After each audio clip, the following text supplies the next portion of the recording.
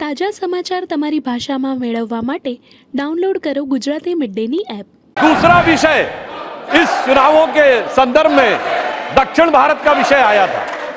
महोदय, मैं बताना चाहता हूं कि हमारे विरोधी और विशेषकर कांग्रेस पार्टी इस विषय को बहुत उठाते थे कि दक्षिण भारत में उनका बहुत प्रभाव है।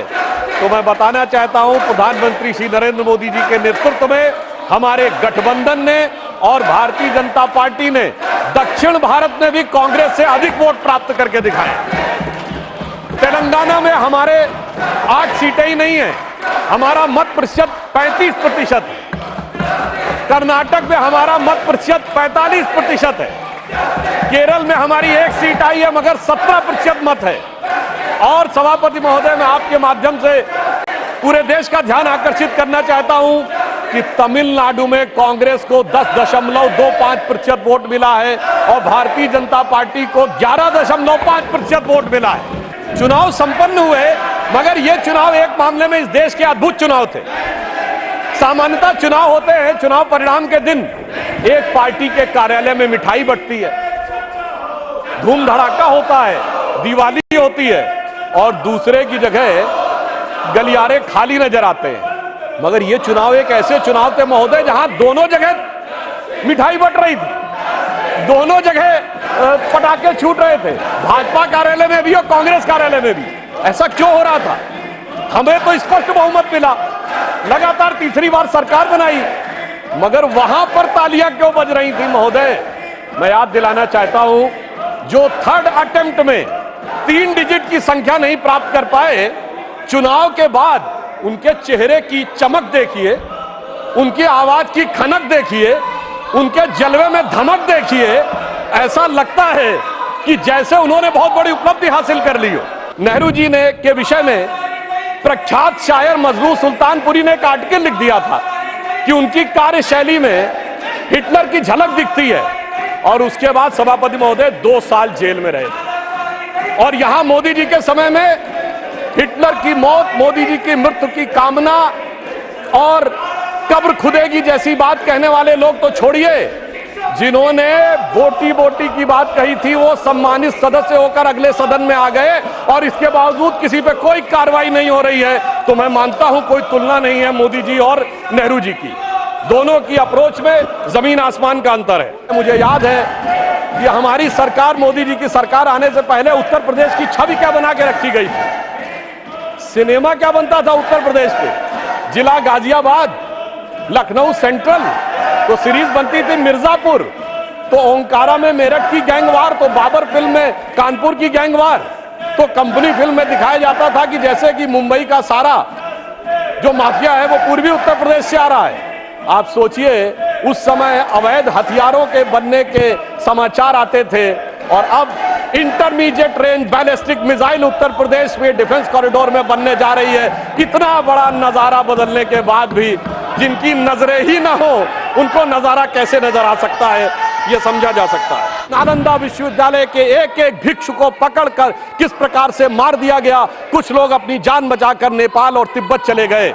मगर महोदय, प्रधानमंत्री जी ने कहा कि आप पुस्तकों को जला सकते हो, आप इमारतों को जला सकते हो, पर भारत की ज्ञान और संस्कृति की परंपरा को नहीं जला सकते हो। और इसलिए हमारी सरकार ने जो नालंदा का पुनर्स्थापना करने का प्रयास किया है वो भारत की ज्ञान परंपरा को पुनर्स्थापित करने का। अटल बिहारी वाजपेयी जी की कविता की वह प्रसिद्ध पंक्ति जो उनकी कविता थी, आओ मिलकर दिया जलाएं, तो मैं इसके लिए कहना चाहूंगा कि अभी हमारा यह प्रयास बाकी है। तो एक पंक्ति उनकी मैं कोट करना चाहता हूं जो आज की परिस्थितियों में बहुत समीचीन लगती है कि आहुति बाकी यज्ञ अधूरा, आहुति बाकी यज्ञ अधूरा, अपनों के विघ्नों ने घेरा, अंतिम जय का वज्र बनाने नवदधीच हड्डियां गलाएं, आओ मिलकर दिया जलाएं। सितंबर 1934 में नाजी पार्टी का न्यूरमबर्ग में कन्वेंशन हुआ, जिसमें नाजियों की बड़ी प्रसिद्ध film Triumph of the will का मंचन हुआ। और उस मंचन के बाद हिटलर के राइट हैंड आदमी रुडोल्फ हेस ने नारा लगवाया था, Hitler is Germany and Germany is Hitler. और ठीक वही नारा 1976 में कांग्रेस के देवकांत बरुआ जो राष्ट्रीय अध्यक्ष थे उन्होंने लगाया, India is Indira and Indira is India. यानी सोचिए कि ये किन विचारों से प्रेरित थे और संविधान कितने बड़े खतरे में था। आज प्रेस की स्वतंत्रता की बात कहते हैं उस समय जो अखबार छपते थे तो पीआईबी को एक एक लाइन वेट करानी पड़ती थी पीआईबी से, तब जाके समाचार पत्र में कुछ छपता था। और जिसके लिए उस जमाने में एक मशहूर शेर बोला गया था। आप सबको पता होगा कि उर्दू के बड़े प्रसिद्ध शायर गालिब हुए हैं, मीर तकी मीर हुए हैं, शेख मोहम्मद इब्राहिम जोक हुए हैं। तो लोगों ने दिल से दुखी होकर कहा था कि अब तो गालिब जोक साहिर मीर सरकारी, अब तो गालिब जोक साहिर मीर सरकारी, शायरी की हो गई तासीर। ये बताइए देश की सर्वोच्च एग्जीक्यूटिव बॉडी क्या है संविधान के हिसाब से? Union cabinet. ये यूनियन कैबिनेट के ऊपर नेशनल एडवाइजरी काउंसिल किसने बनाई? ये संविधान को खतरे में डालना नहीं था क्या? संविधान खतरे में था। और ये बताइए नेशनल एडवाइजरी काउंसिल के चेयरमैन को कैबिनेट का रैंक था और वो रैंक असंवैधानिक था। लोगों को याद नहीं होगा मार्च 2006 में श्रीमती सोनिया गांधी जी को ऑफिस ऑफ प्रॉफिट के मुद्दे के ऊपर इस्तीफा देना पड़ा था क्योंकि वह पद असंवैधानिक था। और यह भी याद होना चाहिए इसी सदन की सदस्य हैं जया बच्चन जी को पहले इस्तीफा दिलवाया गया, उस चक्कर में खुद भी इस्तीफा देना पड़ गया था। बाद में जब वो रीइलेक्ट होकर आई उस बीच में संविधान संशोधन करके नेशनल एडवाइजरी काउंसिल के चेयरमैन के पद को ऑफिस ऑफ प्रॉफिट से बाहर कर दिया गया। संविधान से खिलवाड़ करने वाले लोग आज हमें ये बताते हैं कि सारे भारत से नाता है और सरकार चलाना आता है। दरिया का सारा नशा उतरता चला गया, वो मुझे डुबाता रहा और मैं उभरता चला गया। और ये 44, 52, 99, अरे मंजिल समझ के बैठ गए जिस पे चंद लोग, मैं ऐसे कितने ही रास्तों से गुजरता चला गया। कि फूलों की सेज छोड़ के दौड़े जवाहरलाल, वो तो फूलों की सेज पे थे। और हमारे प्रधानमंत्री जी चाय की केतली लेके प्लेटफॉर्म पे दौड़े नरेंद्र लाल। आहुति बाकी यज्ञ अधूरा, अपनों के विघ्नों ने घेरा, अंतिम जय का वज्र बनाने नवदधीच हड्डियां गलाएं, आओ मिलकर दिया जलाएं।